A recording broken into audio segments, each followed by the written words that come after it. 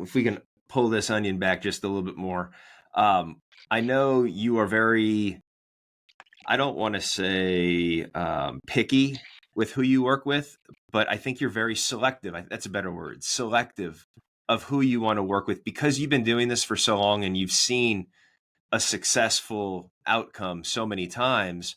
You've also seen a lot of unsuccessful outcomes with, your training, and maybe not your training, but your product. I think you're going to elaborate on this on a second, so don't leave if you're listening right now. What is it about Jeremy and Contracting Pro made you kind of sure that this was a company you not only wanted to work with, but were excited to work with because of the opportunity that you were able to provide for them? Well, kind of like Jeremy was saying, from day one, him and his brother were really all in on this idea of retail. And I could tell the moment we started kind of outlining our entire methodology and the psychology behind it, and how this is literally trainable to people of all different walks of life, different personality types.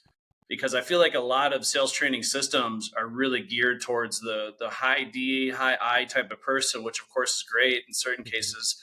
But what about all the other people, the different personality types that often are neglected? Can you train those people to be top performers?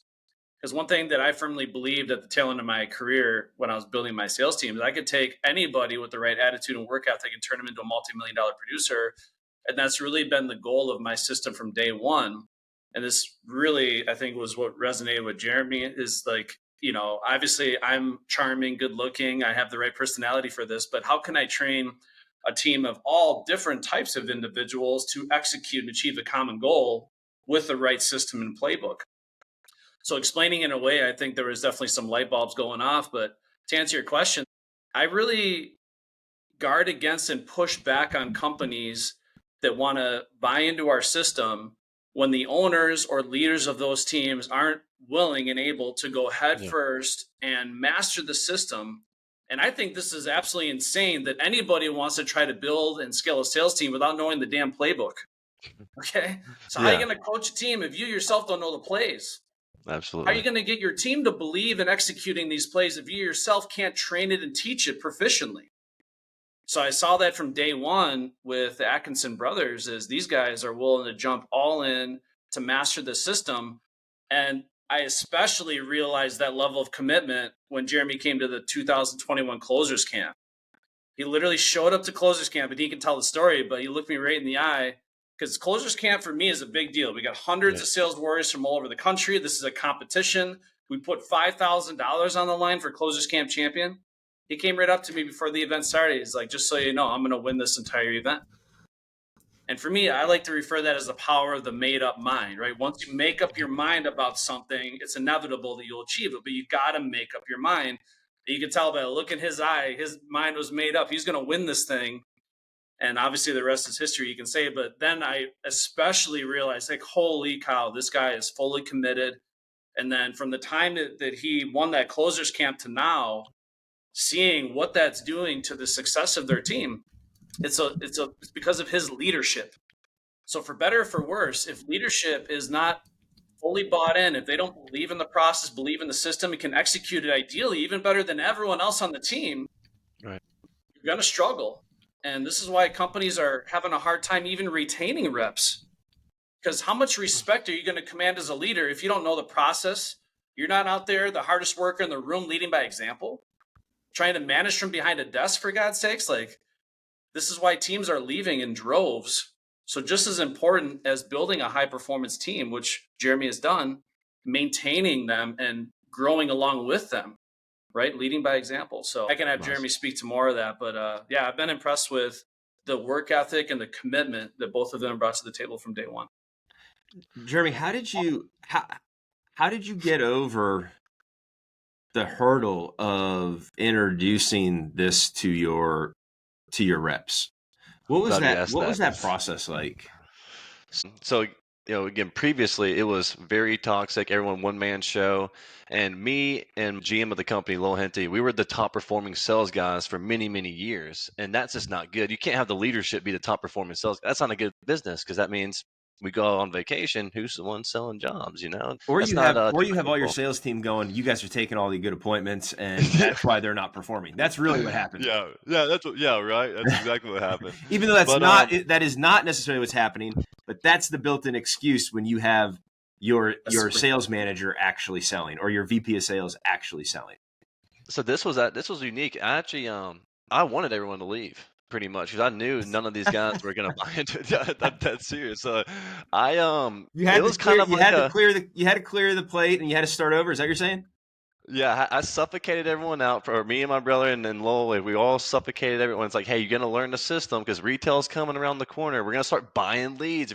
If we buy leads, you better be doing the system because it costs a lot of money to do this whole entire business model.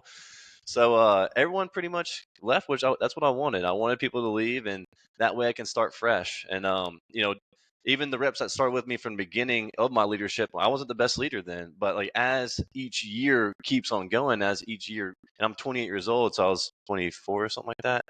24, still very young in my leadership skills, but each year I just get better and better. And now I started with a team of one guy, and now we're at a team of 9, and everyone clearing $150,000, $200,000 months, and that's a lot on average of $4,000. Like now we're rocking and rolling. But yeah, you have to get the toxicity out, and none of the guys that were originally there, they're old dogs. They're not going to do new tricks, and they explained that to me, and I said that's perfectly fine.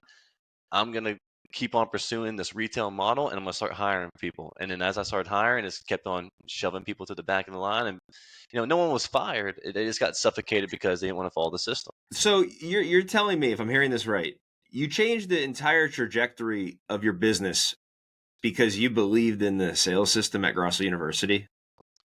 Pretty much, yeah. We believed in the retail model, and we believed that Grosso was going to work. And I fully believed in myself to train it to other people. And just like Dominic said, I've taken my brother-in-law, for example. He was stuck in a logistics job, making just a cap salary. And in his first year in sales, after learning the methodology, he makes the most amount of money he's ever made. This is a Cool. very, very powerful business that we're in. And my why now is to teach people like my brother-in-law that never even thought they can go make 6 figures.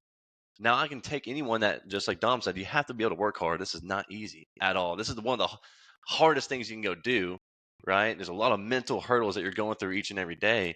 But if you have a grateful mindset and you're willing to work hard, you will win in this industry. But you have to do it with the right you system. want to compete, I think. What do you think about that? Competing, yeah, there's definitely competition. Of course, I award the winners really well, but our culture is treat others the way you want to be treated. I built a huge teamwork culture and a very transparent culture where I let everyone know how much everyone makes. I'm very numbers oriented, so I'm very objective with data, and I show data a lot. Analytics with Engage, who's closing with this much analytics and who's not closing with this much analytics. Here's your NSLIs, here's your closing ratios, here's your weekly closing ratios, like so. The leadership is what's going to control that culture there. And definitely competing culture. Got to compete, but it's more of a peace of mind and treat others the way you want to be treated in my team, for sure. And so, just for the record here, you are looking for a deal on the day, right, at your company? Yes, A one-call close. closes. One stop closes. Yeah. Even, hey, we don't say today. We say this afternoon. All right, this morning. Yeah, not today. This afternoon, while we're here. While we're here this afternoon. Yeah, I just wanted to reiterate that, because it was like you're talking about how great and everything is there. I just wanted to say, okay, at the home though, your methodologies is 100% focused on closing, and the way that I look at that is you're saving that customer, right? Because you are now controlling the outcome of their project, which is their most valuable asset. And if you don't, you run the risk of letting them go to someone else that doesn't know what they're doing. And that, to me, is unethical if you're doing the things the right way, right? Like, you can't knowingly let somebody go to the competition that's not going to be able to take care of them like you can.